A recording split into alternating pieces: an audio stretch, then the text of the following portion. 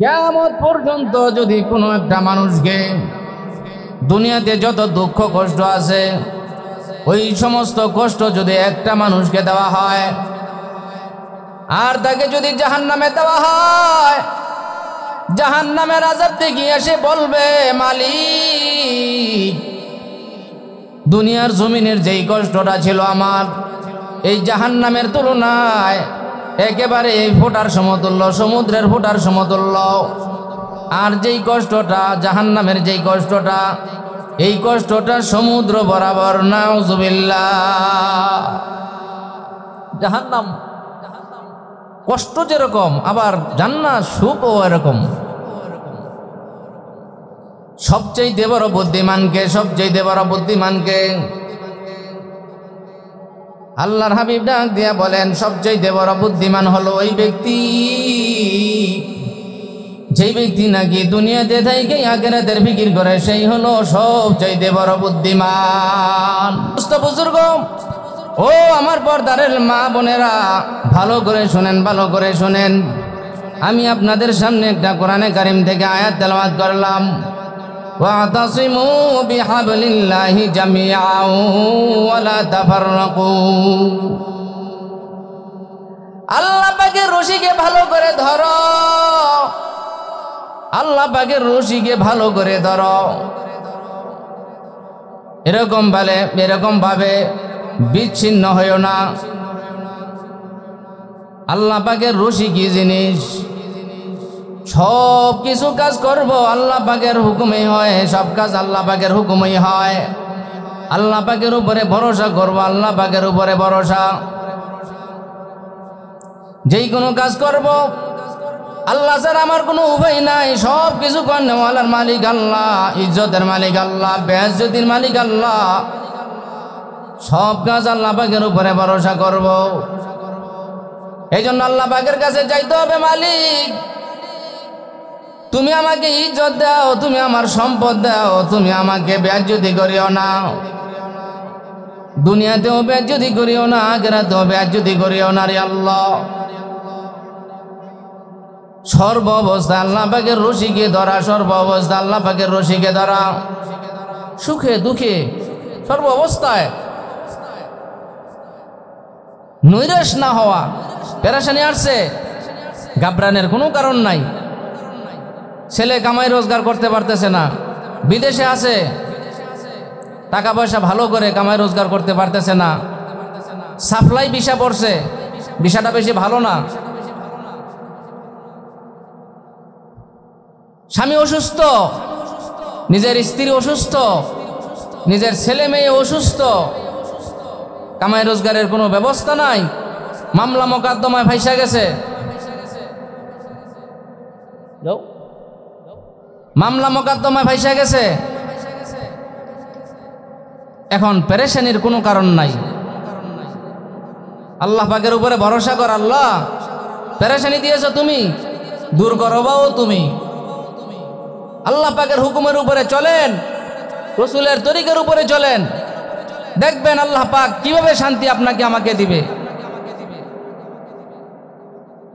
এই জন্য সব সময় মনে কর, আল্লাহ তোমার যে আপন আমার আর কেউ নাই, কেউ নাই।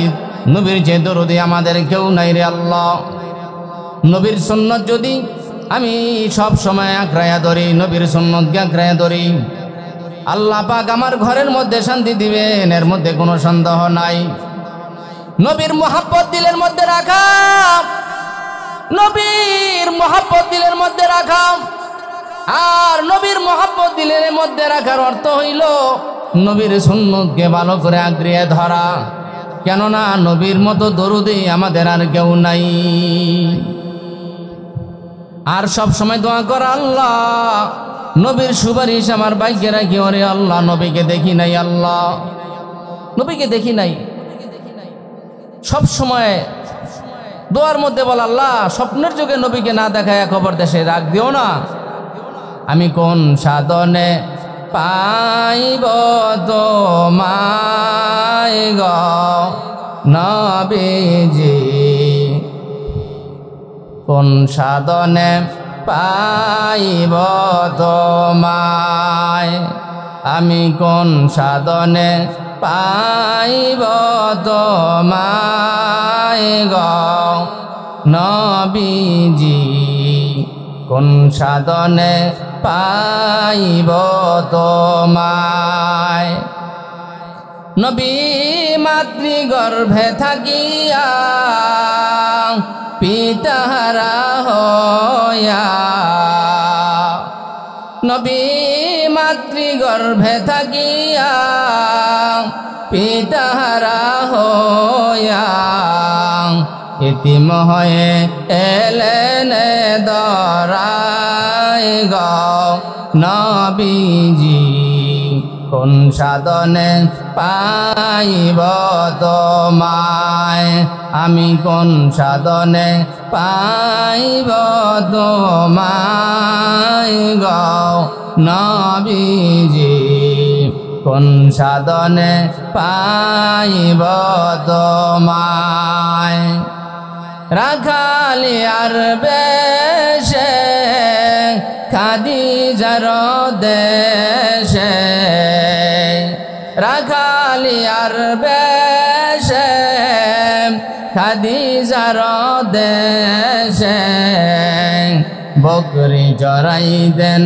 নিগুণ জঙ্গলায় গো নবীজি কোন সাধনে পাইব তোমায় আমি কোন সাধনে পাইব তোমায় গো নবীজি কোন সাধনে পাইব তোমায় নবী যদি না আসিত আসমান জমিন না হইত নবী যদি না আসিত আসমান জমিন না হইত সৃজন হইল যাহার শিলায় গো নবীজি কোন সাধনে পাইব তোমায় আমি কোন সাধনে পাইব তোমায় গো নবীজি কোন সাধনে পাইব তোমায় এই সকল মুজিজা দেখিয়া ভক্তি করলেন খাদিজা এই সকল মুজিজা দেখিয়া ভক্তি করলেন খাদিজা শাদি করলেন নবী মুস্তাফায় গো নবীজি কোন সাধনে পাইব তোমায় আমি কোন সাধনে পাইব তোমায় গো নবীজি কোন সাধনে পাইব তোমায় ও পর্দার আড়ালের মা নবীর মোহাব্বত যদি দিলের মধ্যে নিতে হয় সব সময় পর্দার সাথে চলবো ও যুবক ভাইরা আমার সব সময় নবীর তরিকার উপরে চলবো জামা কাপড় পরবো তখনও নবীর সুন্নত অনুযায়ী জামা কাপড় পরবো চুল রাখবো নবীর সুন্নত অনুযায়ী চুল রাখবো প্যান্ট পরবো নবীর সুন্নত অনুযায়ী প্যান্ট পরবো সর্বক্ষেত্রে যদি আমি নবীর সুন্নতের অনুকরণ করি ফজরের নামাজের সুন্নত পড়লাম জোহরের নামাজের সুন্নত আদায় করলাম আসরের নামাজের সুন্নত পড়লাম মাগরিবের নামাজের সুন্নত পড়লাম এশার নামাজের সুন্নত পড়লাম ও নবীর উম্মতের দল যদি কোনো ব্যক্তি সুন্নতের উপরে চলে মুফতি শফি রহমতুল্লাহি আলাইহি বলেন যেই ব্যক্তি নবীর সুন্নতের উপরে চলবে হাসরের ময়দানে নবীর সাথে জান্নাতের মধ্যে থাকবে সুবহানাল্লাহ আর যে ব্যক্তি নবীর বাধ্যগত সুন্নতের অনুকরণ করবে না যেই সমস্ত সুন্নতগুলো বাধ্যগত সুন্নতে মুআক্কাদা ওই সমস্ত সুন্নত যদি কোনো বান্দা বান্দি ছেড়ে দেয় হাসরের ময়দানে নবীর সমস্ত সুপারিশ থেকে বঞ্চিত হয়ে যাবে নাউজুবিল্লাহ এজন্য সমস্ত সুন্নত, জুমার আগের 4 রাকাত সুন্নতে মুআক্কাদা, এরপরে সুন্নত, জুমার পরে সুন্নত আমরা অনেকেই আছে পড়ি না। এরপরে ফজরের নামাজের সুন্নত, জোহরের নামাজের সুন্নতে মুআক্কাদা যেগুলো আছে, ফরজ হলো আল্লাহর জন্য। আর সুন্নত যদি বেশি বেশি পড়েন, নবীর সুপারিশ আপনার আমার ভাগ্যে জুটবে। আর যদি বেশি বেশি নফল নামাজ আদায় করেন, হাদিস শরীফের মধ্যে আছে হাসরের ময়দানে ফরজের নামাজের হিসাব হবে। নামাজ যদি ভালো হয় তাইলে অন্য অন্য আমলগুলোর হিসাবও ভালো হয়ে যাবে। আল্লাহ রাব্বুল আলামিন নবীর মাধ্যমে জানাই দিয়েছেন, হাসরের ময়দানে সর্বপ্রথম বান্দা বান্দির নামাজের হিসাব হবে। আউয়ালু মা ইউহাসাবু বিহিল আবদি ইয়াউমাল কিয়ামাতিস সালাহ ওয়া ইন সালাহাত সালাহা সাইরু আমালিহি ওয়া ইন ফাসাদাত ফাসাদা সাইরু আমালিহি। হাসরের ময়দানে সর্বপ্রথম নামাজের হিসাব হবে। নামাজ যদি তার হিসাব ভালো হয়, নামাজের হিসাব যদি সে সঠিকভাবে দিতে পারে, অন্যান্য হিসাবও সঠিকভাবে দিতে পারবে ও নবীর উম্মত। আর নামাজ যদি নামাজের মধ্যে যদি ধরা পড়িয়া যায়, অন্যান্য হিসাবের মধ্যেও ধরা পড়িয়া যাবে। এই জন্য নামাজ বেশি বেশি নফল নামাজগুলোও পড়া, যেন ফরজের ঘাটতি যদি হয়ে যায়, এই ফরজের ঘাটতি দূর করবার জন্য যেন নফল পর্যাপ্ত পরিমাণের নফল যেন আমার আমল নামায় থাকে। অনুরূপভাবে ফরজ জাকাতগুলো যদি কমতি হয়, নফল জাকাতের দ্বারা, দান খয়রাতের দ্বারা সেই ঘাটতিকে পুরা করে দেওয়া হবে। রোজা যদি, ফরজ রোজাগুলি যদি আপনার ঘাটতি হয়, নফল রোজার দ্বারা সেই ঘাটতি পূরণ করা হবে। সামনে রমজান মাস আসতেছে, এখন রজব মাস। আল্লাহর রাসূল দোয়া শিখাইলেন, আল্লাহুম্মা বারিক লানা ফি রজব ওয়া শাবান ওয়া বাল্লিগনা রমাদান। ও মা বোনেরা, ও যুবক ভাইরা, মুরব্বী বাবারা, সকলেই পড়ি, আল্লাহুম্মা বারিক লানা ফি রজব ওয়া শাবান ওয়া বাল্লিগনা রমাদান।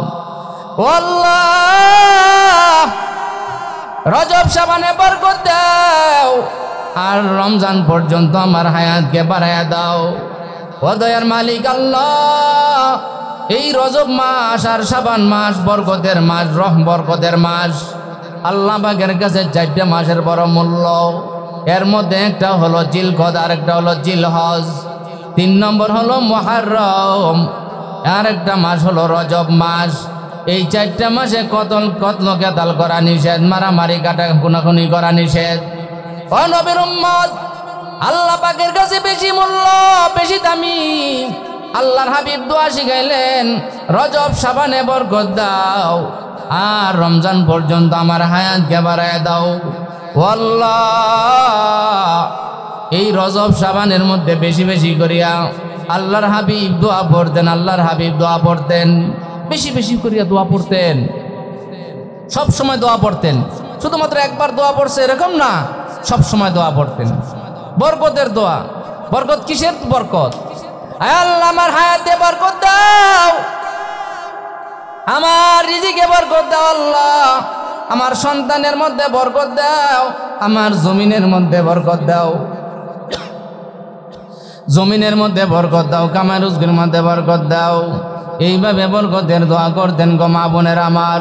ও যুবক ভাইয়েরা, পর্দার আড়ালের মা বোনেরা, বাবারা, বাবা জানেরা, সব সময় নবীজি দোয়া করতেন।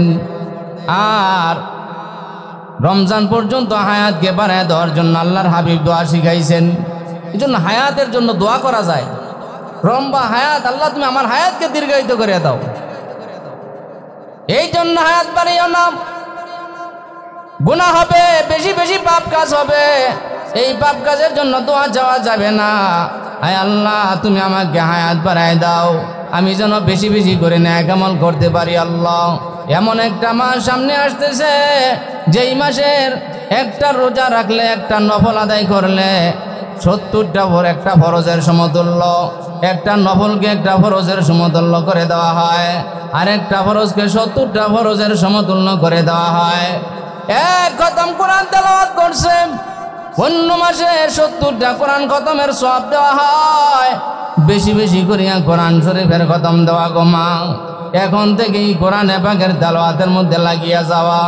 শুধুমাত্র রমজান মাস আসলে কোরআনের খতম তা না, রমজানের আগে 2 মাস রজব আর শাবান, এই 2 মাসও বেশি বেশি করিয়া রোজা রাখার জন্য অভ্যস্ত হওয়া, বেশি বেশি করিয়া কোরআনে পাকের তেলাওয়াত করা।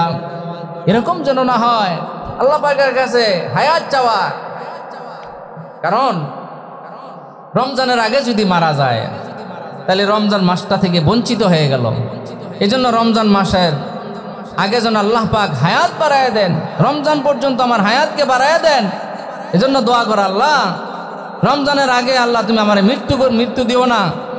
তার আগে যদি মৃত্যু হওয়ার ফয়সালা হয়েও থাকে, দোয়ার দ্বারা তার তকদির পরিবর্তন হয়ে যায়। আল্লাহ পাক তাকে রমজান মাসে রোজা রাখার তৌফিক আল্লাহ তাআলা দিয়ে দিবেন। আর যদি সে রমজান মাসের রোজা না রাখতেও পারে, এর আগে মারা যায়, দোয়া পড়ার কারণে আল্লাহ তাআলা তাকে এই মাসগুলিতে ইবাদত করলে যেই নেকি, সেই নেকি আল্লাহ তাআলা। এজন্য মা বোনেরা প্রস্তুতি নেওয়া, ভাইয়েরা, যুবক ভাইয়েরা প্রস্তুতি নেওয়া, মুরব্বী বাবারা সব সময় আল্লাহ পাকের হুকুম মানবার জন্য আগের থেকেই প্রস্তুতি নেওয়া। আল্লাহ পাকের রশিকে ভালো করে আঁকড়িয়ে ধরা। আপনার বিপদ আপদ বালা মুসিবত সব আল্লাহ তাআলা দূর করে দিবেন। কারণ বিপদ আপদ দূর করেওয়ালার মালিক কে? একমাত্র আল্লাহ তাআলা। আল্লাহ তাআলা বিপদ আপদ দিয়েছেন, দূর করবেন আল্লাহ তাআলা। আমাদের কোনো ঘাবড়ানোর পেরেশানির কোনো কারণ নাই। বিপদ দিয়েছেন আল্লাহ তাআলা, এরকমভাবে অভাব দিয়েছেন আল্লাহ তাআলা, অসুখ বিসুখ দিয়েছেন আল্লাহ তাআলা, দূর করবেন আল্লাহ তাআলা। ঘাবড়ানোর কোনো কারণ নাই। সব সময় আল্লাহ পাকের উপরে ভরসা করব। ও দয়ার মালিক, আমল করতে থাকবো আর আল্লাহ পাকের কাছে ভরসা করতে থাকবো। নামাজ পড়িয়া পড়িয়া দোয়া করেন, আল্লাহ তুমি আমার কামাই রোজগারে বরকত দাও, আমার হায়াতে বরকত দাও, আমার রিজিকের মধ্যে বরকত দাও। আয় আল্লাহ দুনিয়ার কামিয়াবি দান করো আল্লাহ, আখিরাতের কামিয়াবিও দান করো আল্লাহ। আয় আল্লাহ জাহান্নামের আযাব সহ্য করা সম্ভব না রে আল্লাহ। আয় আল্লাহ মশার কামড় সহ্য করতে পারি না, মশার ভয়ে মশারির ভিতরে চলিয়া যায়। আয় আল্লাহ কাঁটা বিঁধলে, আয় আল্লাহ সেই কাঁটাটা আয় আল্লাহ শরীর থেকে বাইর না করার আগ পর্যন্ত শান্তি লাগে না। দাঁতের মধ্যে যদি গোস্ত ঢুকে, ওই গোস্তের টুকরাটা বাইর না করার আগ পর্যন্ত শান্তি লাগে না, ব্যথা করে আল্লাহ। কবরের আযাব কিভাবে সহ্য করবো রে মালিক? সাপ বিচ্ছুর ঘর, পোকামাকড়ের ঘর, ওই সাপ বিচ্ছু থেকে আল্লাহ তুমি আমাকে হেফাজত করো। এইভাবে সব সময় আল্লাহ পাকের কাছে দোয়া করতে হবে। টাকা পয়সার মালিক হইলেন, কিন্তু কবরের জগতের ফিকির করলেন না। ও পর্দার আড়ালের মা, আপনি তো এক সময় দুনিয়া থেকে যাইতে হবে। আসছেন শাড়ি কাপড় পরিয়া এরকমভাবে বউ সাজিয়া ঘরের মধ্যে আসছেন, এক সময় বউ সাজিয়া ঘরের মধ্যে আসছেন, আবার মার্কিন কাপড় পরিয়া এই ঘর থেকে আপনাকে আবার তাড়ায় দেওয়া হবে। ও পর্দার আড়ালের মা, ও যুবক ভাইরা, মুরব্বী বাবারা, কবরের কথা স্মরণ করো, কবরের কথা স্মরণ করো। কবর খালি ঘর, ওই কবরে আমার সাথে কেউ থাকবে না, কেউ যাবে না। ও জাহাঙ্গীরনগরের মা বোনেরা, ও যুবক ভাইরা, মুরব্বী বাবারা, ভালো করে শুনেন, ভালো করে শুনেন। আজকের এই মাহফিল আগামীকালকে থাকবে না। এই জাহাঙ্গীরনগর পশ্চিম পাড়া নূরে মদিনা জামে মসজিদের উদ্যোগের মাহফিল আগামীকালকে এমন সময় থাকবে না। ও মা বোনেরা আমার, ও ভাইরা আমার, জানা এখনো প্যান্ডেলের মধ্যে আসেন নাই, ঘরের মধ্যে বসে আছেন, কাজকর্ম করতেছেন, বাচ্চা কাচ্চাদের কাপড় চোপড় এখনো ধুইতেছেন, অথবা রান্না বান্না ব্যস্ত আছেন। অতি তাড়াতাড়ি চলে আসেন গো মা, আপনার জন্য কত ব্যবস্থা করে দেওয়া হয়েছে, প্যান্ডেল করে দেওয়া হয়েছে, মাইক ফিট করে দেওয়া হয়েছে। ও পর্দার আড়ালের মা, আগামীকালকে তো আপনার এই পরিবেশ পাইবেন না, ওয়াজ মাহফিল শোনার জন্য এরকম ব্যবস্থা পাইবেন না। লক্ষ লক্ষ টাকা খরচ করিয়া এরকম ওয়াজ শুনবার জন্য ব্যবস্থা করে দিয়েছেন মসজিদ কমিটি। আপনি যদি না আসতে পারেন আপনার মতো হতভাগা আর কপাল পোড়া এই জগতে নাই। আর যেই সমস্ত মা বোনেরা প্যান্ডেলের ভিতর চলে আসছেন, আপনাদের জন্য মোবারকবাদ, ধন্যবাদ। আল্লাহ পাক আপনাদের আশা বসাকে কবুল করুক। আল্লাহ পাক আপনাদের শরীর স্বাস্থ্যকে ভালো রাখুক, মনের আশাটাকে পুরা করুক। এইরকমভাবে আল্লাহ তাআলা আপনাদেরকে রাবিয়া বসরির মতো বানায় দেয়। হযরতে খাদিজাতুল কুবরা রাদিয়াল্লাহু তাআলা আনহার সাথে জান্নাত নসিব করিয়া দেন। হযরতে আয়েশা সিদ্দিকা ফাতেমাতুজ জোহরা রাদিয়াল্লাহু তাআলা আনহুমাদের সাথে জান্নাত নসিব করিয়া দেয়। ও মা বোনেরা যারা আছেন, ভালো করে শুনেন, দিলের কানে শুনেন। এমন এক সময় আসবে আর দুনিয়ার জমিনে আর থাকতে পারবো না। কার জন্য জানি খাট অপেক্ষা করতেছে গো মা? আপনি হইলেন ফাতেমা রাদিয়াল্লাহু তাআলা আনহার মতো একজন মা। আপনার সন্তান হইতে হবে হাসান হুসাইনের মতো একজন সন্তান। আপনার স্বামী হইতে হবে আলী রাদিয়াল্লাহু তাআলা আনহুর মতো একজন স্বামী। ও পর্দার আড়ালের মা বোনের আমার, প্রত্যেকেই নিজের স্বামী যেন আলী রাদিয়াল্লাহু তাআলা আনহুর মতো হয়ে যায়, নিজের সন্তান যেন হাসান হুসাইনের মতো হয়ে যায়। এই জন্যই সকলেই চেষ্টা করতে হবে। এই যে রমজান মাস আসতেছে, নিজের স্বামীকে রোজা রাখবার জন্য উদ্বুদ্ধ করেন, নিজের স্বামীকে রোজা রাখবার জন্য উদ্বুদ্ধ করেন, নিজের সন্তানকে রোজা রাখার জন্য উৎসাহিত করেন, নিজেও রোজা রাখেন গো মা। আপনার স্বামী রোজা রাখলে মারা যাবে না, আপনার সন্তান রোজা রাখলে মারা যাবে না। আগের থেকেই প্রস্তুতি নেন, আপনার স্বামী আর সন্তানরা যেন, আপনার মেয়েরা যেন রোজা রাখে। ও মা বোনেরা, উৎসাহিত করেন। রোজা রাখলে যেই নাকি, তারাবি নামাজ পড়লে যেই নাকি, ওই নাকি আপনি বলার কারণে হাদিস শরীফের মধ্যে আছে আদাল্লু আলা খায়রি কাফাইলিহি, যে ব্যক্তি নাকি মানুষকে ভালো কাজের দিকে আহ্বান করবে, ওই ভালো কাজ করনেওয়ালার মতো নেকি তার আমল নামা দান করবেন। সুবহানাল্লাহ, আমল নামা দান করবেন। এই জন্য মা বোনের আমার, একজন সাহাবীর ঘটনা, আমর ইবনে জামু রাদিয়াল্লাহু তাআলা আনহু। তিনি ছিলেন ল্যাংড়া পা, খোঁড়া ছিলেন। তার সন্তানেরা অধিকাংশ সময় নবীজির দরবারে থাকতেন, বিভিন্ন সময় যুদ্ধের ময়দানে যাইতেন, বিভিন্ন সময় যুদ্ধের ময়দানে যাইতেন। একবার আমর ইবনে জামু রাদিয়াল্লাহু তাআলা আনহু উহুদের ময়দানে যাওয়ার জন্য, উহুদের যুদ্ধে যাওয়ার জন্য তৈরি হয়ে গেলেন। বললেন আমার সন্তানেরা জান্নাতে যাবে, আমি ঘরে থেকে এরকম ভাবে মারা যাব, এটা হইতেই পারে না। নিজের সন্তানদেরকে বললেন আমি যুদ্ধের ময়দানে যাব। সন্তানরা বলতে লাগলো আব্বা আপনি কিভাবে যাবেন? আপনি তো অসুস্থ মানুষ, আপনি কিভাবে যাবেন? ও পর্দার আড়ালের মা, তার স্ত্রী উত্তেজিত করবার জন্য আমর ইবনে জামু রাদিয়াল্লাহু তাআলা আনহুকে বলতে লাগলেন, আমি দেখতেছি আমর ইবনে জামু যুদ্ধের ময়দান থেকে পালাইয়া চলে আসছে। দেখছেন স্ত্রী খোসা দিছেন আর আমি দেখতেছি আমর ইবনে জামু যুদ্ধের ময়দান থেকে পালাইয়া এসে যাইতেছে।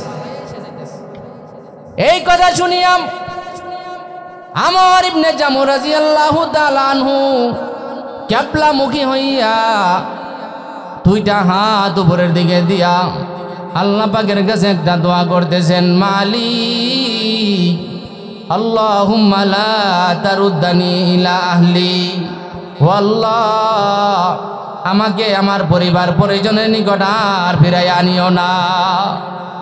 ও আল্লাহ আমাকে আমার পরিবার পরিজনের নিকট আর ফিরাই আনিও না আল্লাহ। এই বলিয়া যুদ্ধের ময়দানে যাওয়ার জন্য তৈরি হয়ে যায়।